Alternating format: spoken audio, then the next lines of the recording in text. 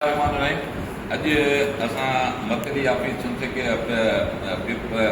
Federal जे secretariat में मौजूदु आहियूं, जेको मर्कज़ी असांजो सेक्रेटरेट आहे। इन में अॼु असांजी मर्कज़ी इलेक्शन जेका हलंदड़ हुई उन्हनि जो मर्कज़ी इलेक्शन जो शेड्यूल हो। शेड्यूल मूजिबि अॼु 3 बजे ताईं असांखे फॉर्म वसूल करणो हो। असां हिते 1 बजे ताईं पहुता आहियूं। मर्कज़ी चेयरमैन ऑफिस छॾे निकिरी चुको आहे। असां सेक्रेटरी ऐं असांजो दोस्त वेठो आहे, वाइस चेयरमैन आहे मुतफ़िर मेहमान, इहो ऐं अमानुल्लाह माहिर सेक्रेटरी मौजूदु आहे। असां हुनखे एप्लीकेशन ॾिनी आहे जेका हुननि रिसीव कई आहे। एप्लीकेशन रिसीव करण खां पोइ असांखे ॿुधायो त चेयरमैन साहिबु अचे थो ऐं तव्हांखे फॉर्म ॾिए थो। पर हिन हेॾी सारी सख़्तु गर्मी में तव्हां हैदराबाद जी गर्मी खे ॾिसो, असां इन गर्मी में 3 बजे ताईं मौजूदु आहियूं हिते। अॼु तव्हां हींअर वेठा आहियो, ऑफिस में अची वेठा आहियूं। चेयरमैन साहिबु न आयो, नंबर बंदि अथसि। मर्कज़ी सेक्रेटरी जेको आहे उहो बि हितां रफू चकर थी वियो आहे। हीअ तनज़ीम दुश्मनी वारो अमल आहे। असांजी तनज़ीम जो आइन आहे त को बि उस्ताद जेको वोटर लिस्ट में मौजूदु आहे उहो कंहिं बि सतह जी इलेक्शन करे सघे थो, सवाइ हुनजे जंहिंजी 3 साल सर्विस न हुजे या पोयां 3 साल सर्विस न हुजे। बाक़ी हर माण्हू खे जमहूरी हक़ आहे त हू इलेक्शन करे। असां इलेक्शन करण जे लाइ हिते आया आहियूं ऐं असांजा जेके मुखालफ़ दोस्त आहिनि, जेके असांजा इलेक्शन कंदड़, कल्ह उन्हनि हिकिड़ो पैनल जोड़ियो आहे। उन्हनि जे चवण ते उन सेक्रेटरी ऐं चेयरमैन साहिबु जेके फार्म आहिनि उहे ऑफिस मां गुम करे छॾिया आहिनि। असांजी ऑफिस रिकॉर्ड ऑफिस उनखे तालो लॻो पियो आहे। चेयरमैन साहिबु गुम आहे। मूं बार बार हुन सां राब्ते करण जी कोशिशि कई, नंबर बंदि पियो आहे। आउं सिंध जे उस्तादनि खे ॿुधाइणु पियो चाहियां त हीअ तनज़ीम दुश्मन अमल ऐं हिन नमूने सां सिंध जी पाण खे चूंडाए, पाण खे सदर जेकॾहिं गुलाम रसूल महर सम्झो त तव्हां सिंध जो सदर थी वेंदुसि, बिना कंहिंखे फार्म ॾियण जे, बिना कंहिं इलेक्शन जी अमल में अचण जे, बिना कंहिं उस्ताद जी अदालत में वञण जे। जेकॾहिं को सम्झो त असां सिंध जी उस्ताद जी नुमाइंदा कयूं था, नुमाइंदगी कयूं था, त आउं सम्झां थो त इहो कूड़ आहे, ठगी आहे, चोर आहिनि। हीअ चोरी आहे, हीअ उस्ताद जी क़यादत न आहे, हीअ उस्ताद खां वफ़ा न आहे, हीअ तनज़ीम खां वफ़ा न आहे।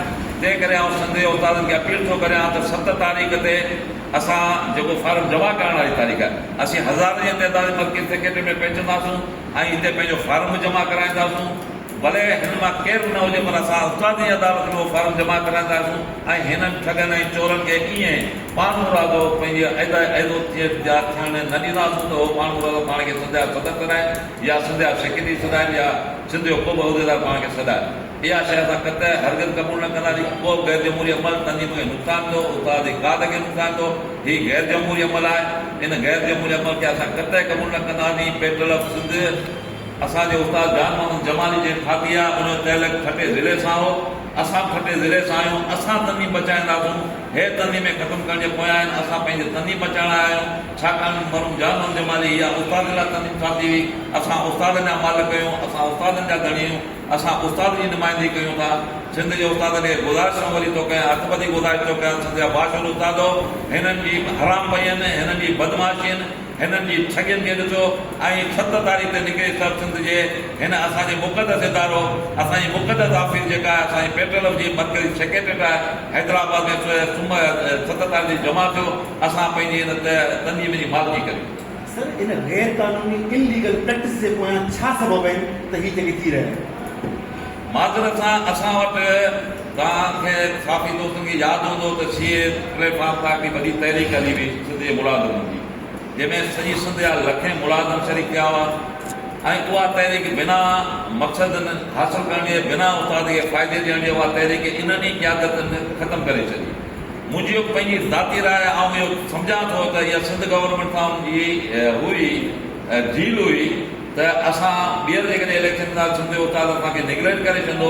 पोइ हुननि खे चयो आहे त बाबा तव्हांखे चूंडाइण असांजो कमु आहे। पोइ ईअं हाउसनि ते इहा शयूं थियूं आहिनि ऐं हिननि जो कल्ह इजलास जेको नवाबशाह में थियो आहे, हाउसिस ते थियो आहे, उन खां पोइ हुननि खे इंस्ट्रक्शन मिलिया त बाबा केरु बि अचे हुनखे न पुछो न करियो, बसि तव्हां आयो, तव्हां आयो, तव्हां आयो।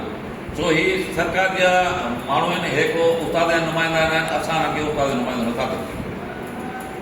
ओके।